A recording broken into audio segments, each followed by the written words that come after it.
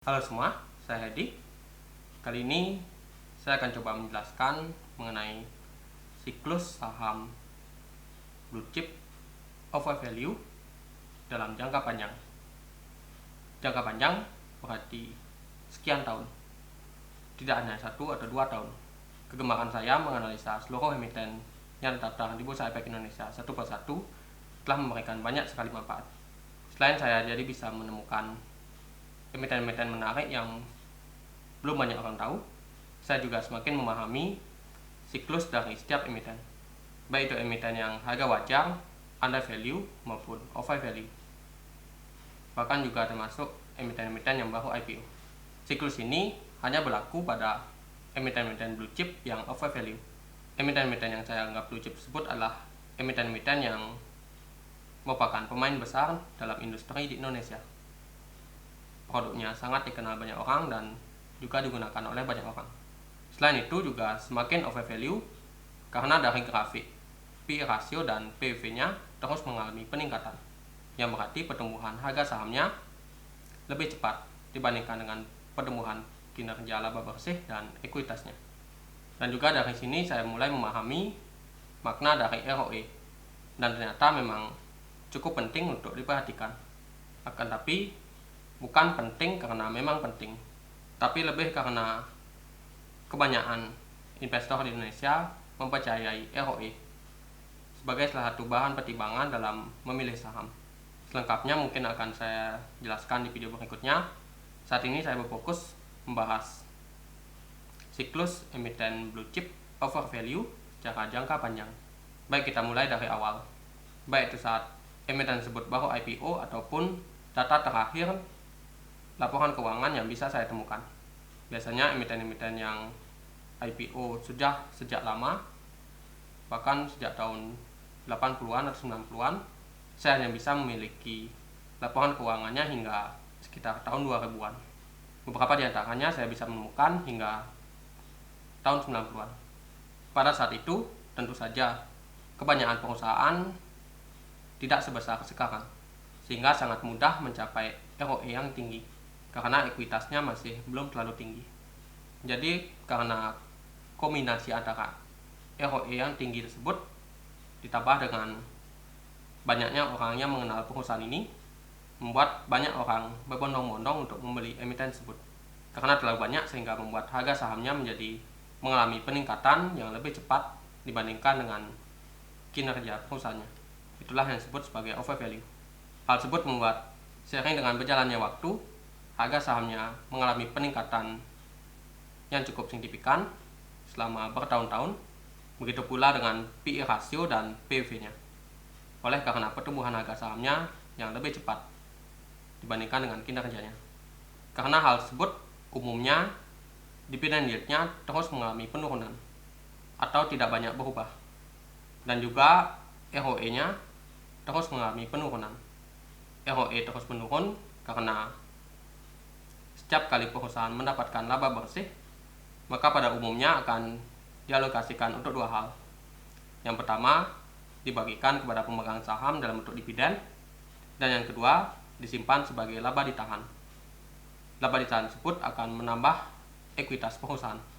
Jadi seiring dengan semakin untungnya perusahaan, maka ekuitasnya juga terus mengalami peningkatan. Seiring dengan berjalannya waktu, ekuitasnya terus mengalami peningkatan yang sangat signifikan.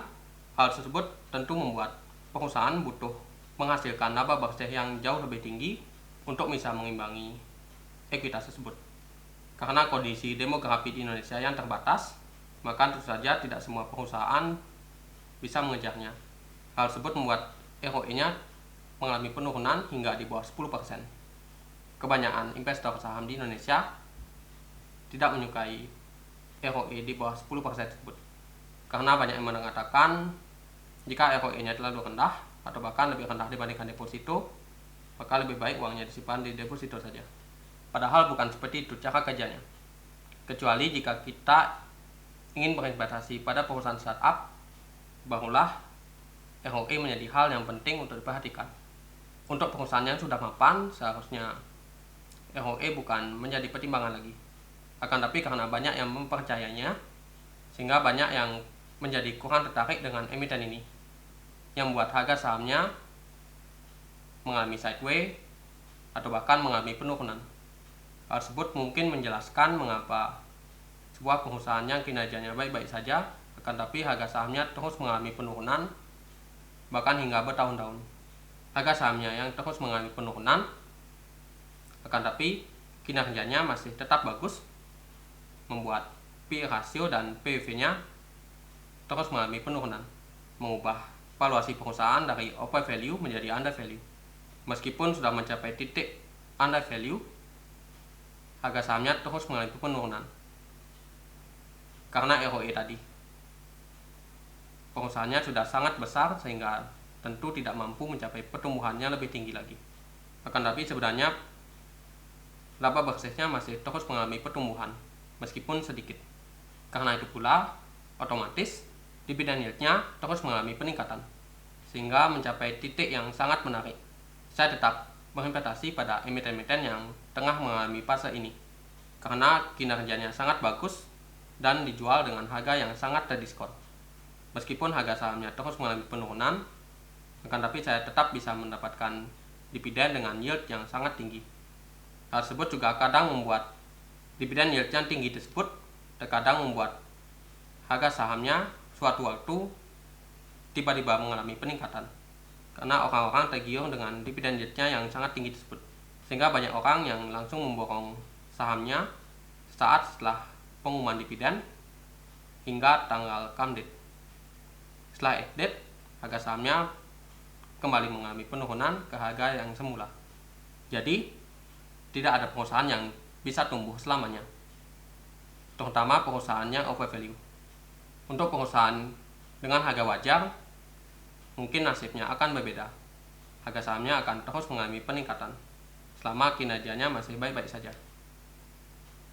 Akan tapi ada beberapa emiten overvalue yang ROE-nya tetap tinggi meskipun sudah bertahun-tahun lamanya, karena ada beberapa strategi tertentu yang diterapkan oleh perusahaan sehingga ROE-nya tetap sangat tinggi. Perusahaan tersebut kebanyakan menggunakan leverage dalam menjalankan aktivitas bisnisnya. Perusahaan tersebut membeli bahan baku dari supplier dengan menggunakan hutang. Setelah bahan baku tersebut diolah, kemudian menjadi barang jadi dan dijual kepada konsumen, dan ia mendapatkan uang, dan sebagian uang tersebut digunakan untuk membayar hutang kepada supplier. Maka dari itulah kebanyakan perusahaan ini memiliki hutang jangka pendek yang sangat tinggi dengan ekuitas yang sangat kecil dibandingkan dengan hutang jangka pendeknya. Dan juga perusahaan tersebut sangat loyal membagikan dividen kepada pemegang sahamnya dengan dividen payout ratio sangat tinggi, bisa di atas 70% atau bahkan sampai 100%, yang berarti seluruh laba bersih perusahaan dibagikan kepada pemegang sahamnya. Hal tersebut membuat ekuitasnya tidak bisa bertumbuh tinggi, sehingga karena memanfaatkan leverage tersebut, maka laba bersihnya bisa dimaksimalkan lagi. Hal tersebut membuat secara jangka panjang ROE-nya tetap sangat tinggi. Saya tetap tertarik dengan emiten yang menjalankan praktek ini selagi bisa memberikan dividen yield yang menarik. Namun sayangnya beberapa di antaranya memiliki valuasi yang sangat tinggi sehingga dividen yield-nya menjadi sangat kecil. Beberapa di antaranya sudah saya bahas di video sebelumnya. Nah, mengenai emiten yang harga sahamnya terus menurun tadi, bagaimana dengan masa depan perusahaan tersebut?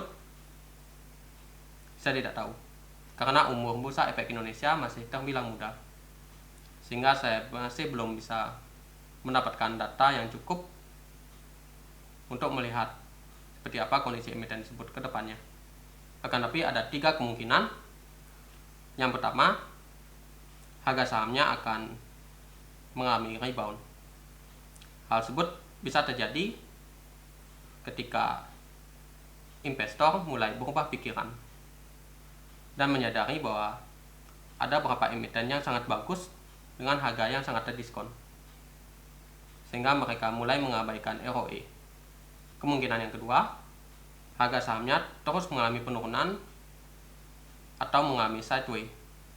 Dan sesekali ketika pengumuman dividen, harga sahamnya mengalami peningkatan oleh karena dividen yield-nya yang sangat tinggi tersebut. Dan yang ketiga, ini adalah kemungkinan yang terburuk apabila perusahaan tersebut sudah mulai ketinggalan zaman atau mungkin dikalahkan oleh perusahaan-perusahaan baru dan juga produknya semakin tidak diminati oleh masyarakat, maka kinerjanya akan terus mengalami penurunan sehingga pada akhirnya akan mengalami pailit dan harga sahamnya terus mengalami penurunan hingga mengalami suspensi. Untuk menghindari hal tersebut, saya melakukan diversifikasi. Meskipun harga sahamnya sangat murah dan memberikan dividen yield yang tinggi, saya tetap khawatir dengan risiko tersebut, sehingga saya lebih memilih membeli beberapa emiten yang seperti itu dan juga beberapa emiten lainnya yang kiranya menarik bagi saya. Nah, mungkin itu saja penjelasan dari saya mengenai siklus emiten blue chip overvalue dalam jangka panjang. Semoga bermanfaat dan sampai jumpa di video berikutnya.